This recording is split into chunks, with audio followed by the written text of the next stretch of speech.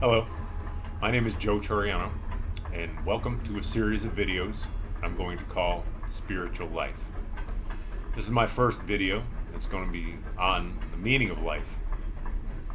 Now, a lot of videos out there, and I don't know if you've ever watched one that is about the meaning of life. But I would say, and I would argue, that it is the most important question that any of us can ask and any of us can receive an answer for. And it's the one we need to find an answer for in some way, shape, form, or fashion if our journey through this life is going to mean something, is going to have a purpose, is going to be rewarding. Because this world is very challenging.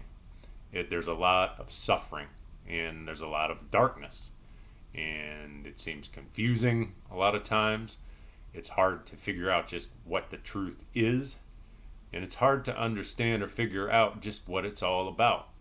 And we see people living all sorts of different ways, and there's a lot that can be said about them. But basically, we have to understand, we have to get a sense of what we're doing here. Our lives are not going to last forever. We're only here for a certain time. We're passing through, so what does this experience mean? Well, there are basically two answers that are floating around out there in the public consciousness and mainstream society. And they can be described as atheism and conventional religion. Now, for a long, long time, since the beginning, I suppose, of Western civilization as we know it, conventional religion has been at the foundation of who we are, of society itself. It's told people what to believe and what life is about, and it's given them all the answers. That's changing right now in ways that it never has. And some people are lamenting that. Some people are saying that, oh, this means the collapse of society. Well, they may have a point in some respects, and I'm going to be talking more and more about that over the course of time.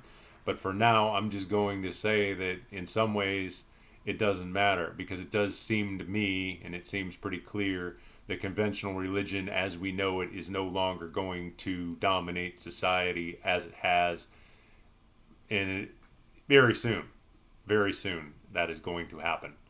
It's already losing its grip, it's already losing its power, and there are a number of reasons why that's happening. And there are some good reasons and there's some bad reasons.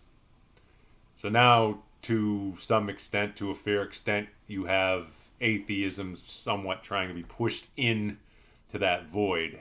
And it's usually pushed by people you would call secular humanists, and their idea is that life doesn't mean anything and life is just an accident, and we're just here randomly because we randomly evolved from some single-celled organism, and there is no purpose to any of this, and it's just there's no meaning.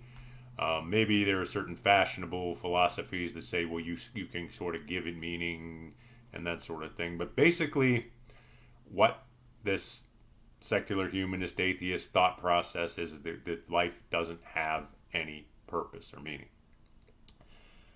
What I'm going to be talking about is something I think that to some degree departs from either one of these two answers. What I'm going to be talking about in the spiritual life, in terms of the spiritual life, is the idea that there have been great teachers in every tradition. The Christian tradition, the Muslim tradition, the Indian tradition, Native American tradition, all the Asian traditions, every tradition. Jesus is one of them, Buddha is one of them, Krishna, I'm sure, is one of them, Lao Tzu. You have all these great teachers. Socrates, I'm sure, belongs in that tradition. And what these great teachers have done, I believe, is to teach a way of living that is in accordance with wisdom. And I believe that the core message of all these teachers is essentially the same. And that means that I don't believe that life is about believing that one of these teachers, for example, is God's one and only son or anything like that, because I think that belief is something that I just don't think intelligent people can believe that, or that one person can atone for everybody else's sins. But I do believe that the great teachings of wisdom that all these great teachers put out and gave to humanity have a great purpose and will transform your life and will give it meaning and will help you to fulfill the purpose of why you're here. You know, when someone dies, when there's a funeral or you hear, that someone has died, what does everyone say about them? Everyone says, well, this person was incredibly giving, incredibly human. They loved other people. They gave of themselves. They served the greater good. Is that always true? Well, no, not necessarily. Sometimes that's kind of a partial picture of what they really were, what happened. But why do you think it is that people say that? I think the reason that people say that is there is something inside of all of us that fundamentally realizes that that is what life is really about. We are here to learn how to live essentially like that. To fill that picture in somewhat even more, I think, if you take the figure, the person of Jesus, then he's the one in the West that we know the most about. But the figure, the person, the way he was clearly inspired by something higher than himself. And you can call that God, but it was within him. And it inspired him to act in a certain way in accordance with a higher part of himself. And because he was able to do that, he seemed somewhat different from the other people around him. He wasn't caught up in his fears and his attachments and his ego and his selfishness that catches up so many people in this world and trips up so many people systematically. So, to become like Jesus, or like any of these other figures who have existed over the course of time, is the essence of the spiritual life, and it is the meaning of life. Now, I'm going to be talking about that over the course of this series.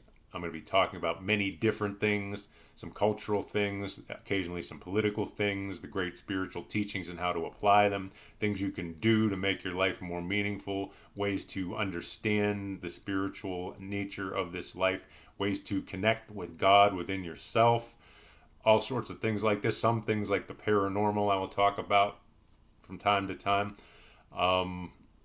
Many different things, I'm sure. I'm going to tend to keep these videos short so that you can think about them, but not feel like I'm going on and on and on. I want to provoke some type of thought in you about what I've said, and I'd like you to think about them yourself and see if what I'm saying rings true. Because I'm not here to be your guru. I'm not here to spoon feed you the truth. I'm here to give you ideas I believe will be valuable for you if you consider them and you internalize them and you weigh them against something inside yourself that tells you that these things are true, that tells you that you're discovering a truth within yourself.